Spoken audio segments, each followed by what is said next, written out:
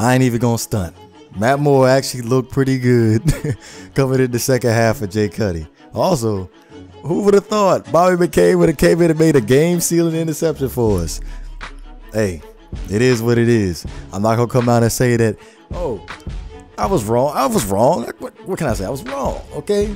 All I care about is wins and losses. If Jay Cutler gives us the better chance to win, cool. If Matt Moore gives us the better chance to win, cool. But let's get down to these numbers. Now, I was extremely impressed by the Dolphins in the first half, going down the field and scoring a touchdown. Something that we have not done all season, was going down in the first half and scoring a touchdown. We did it twice, all in the first half. So I was proud. I was happy about that. We shouldn't have been down going into the half, and we shouldn't have been down by 2 touchdowns. But we'll get to that in a minute. Now, get to these numbers. Compare the two. Jay Cutler, 12 for 16, 138 yards, 2 touchdowns and 1 pick. I'm not gonna blame Jay Cutler for that. It was tipped up in the air by Jamal Adams, and then Muhammad Wilkerson ended up getting the interception for it. I can't blame him for that. Matt Moore, 13 completions, 13 for 21 for 188 yards, 2 touchdowns and 1 pick. I can't blame Matt Moore for that because Anthony Fasano was not looking for the ball. Matt Moore played a better game. He came in and it brought some energy to the team after that first completion to Kenny Stills. I'm not gonna lie. Hopefully that Jay Cutler is okay after going out in the third quarter with a chest injury. But when it comes down to it, we might have a quarterback controversy, and Matt Moore may end up winning the job. Something that he should have had since 2011, but that's the conversation for a different day. Now, Ajayi, 23 carries, 51 yards. Not exactly an impressive day, but he keeps his streak alive as far as us being undefeated when he carries the ball over 20 times. Which reminds me, offensive line. Mike Pouncey, he went out in the third quarter, and Laremy Tunsil went out in the third quarter. To be honest, the offensive line looked a lot better without those two in there. I don't know, they're the 2 best offensive linemen, but they looked a lot better. I'm gonna have to pay close attention to that offensive line going into next week, because it might be Mike Pouncey's time to go. Because Brendel, that dude, he can block. He's all right. He ain't the best, but he's looking a little bit better than Pouncey. He's taking the majority of the snaps during practice, so I can't complain about that. But Kenny Stills stepped up big time. I don't know, him and Matt Moore just have that chemistry along with Jarvis Landry.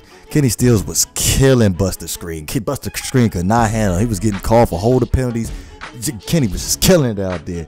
He had 6 catches, 85 yards, 2 touchdowns. Woo, that was beautiful. Along with Jarvis Landry, 7 catches, 93 yards, 1 touchdown. Hey, Dolphins are forced to be reckoned with. The Dolphins is looking like what we envisioned them to be at the beginning of the season offensively. And Julius Thomas had that nice one-handed catch. Ooh, and the way that Matt Moore threw it, he threw a laser to him too. He just went up, snatched it like a rebound. Looked beautiful. But defensively, in the first half, I was not very impressed with the defensive line because Josh McCown he was buying extra time because we could not get our hands on him. But when the second half came, we had to turn up in the fourth quarter. Canway showed up and made plays along with Dominic Sue and Charles Harris. Canway 2.5 sacks. That's the reason why they call him the Jet Killer. Boy, linebackers wise, Lawrence Timmons, Kiko, Ray Malaluga. Ray Malaluga's consistent. We undefeated since he's been in the lineup. Lawrence Timmons is always in the right place at the right time, making that sure tackle. Kiko, I get a little frustrated with Kiko sometimes because he be kind of like hesitant a little bit. Well, today anyway, he was hesitant a little bit of in coverage, but he came out with the dub, so who cares? Secondary, Xavier Howard and Tanker Slay still need a lot of work as far as on the outside. Like I said, it's going to take experience for them to get where they need to go. Like Bobby McCain, like I said, I did not expect him to make a game-saving interception. Literally, I did not expect that ever. But Rashad Jones, man, was flying around the ball. Like had 7 tackles, 7 tackles. That one tackle that really impressed me though was that reversed fumble that they had on Bilal Powell when Rashad Jones came from the corner of the screen, ran all the way over, got him. That was a beautiful tackle.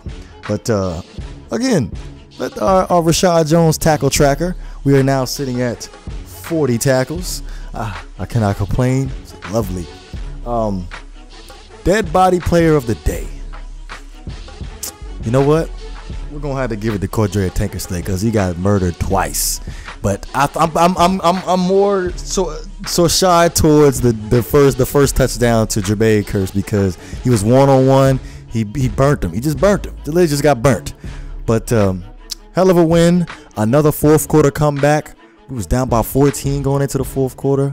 Hey, I don't care. Wins or loss, that's all that matters to me. I don't care how we get the win, as long as we get the win. We are now 4-2. I don't have any shout outs because literally I missed out on last week's final thought. So you're gonna have to wait till the next week for the shout outs. But you know what it is. Oh, hold up. Got the Ravens this Thursday. My bad. Big game. You know, going up against the Ravens is always a good game. I am going to that game. I cannot freaking wait. But you know what it is.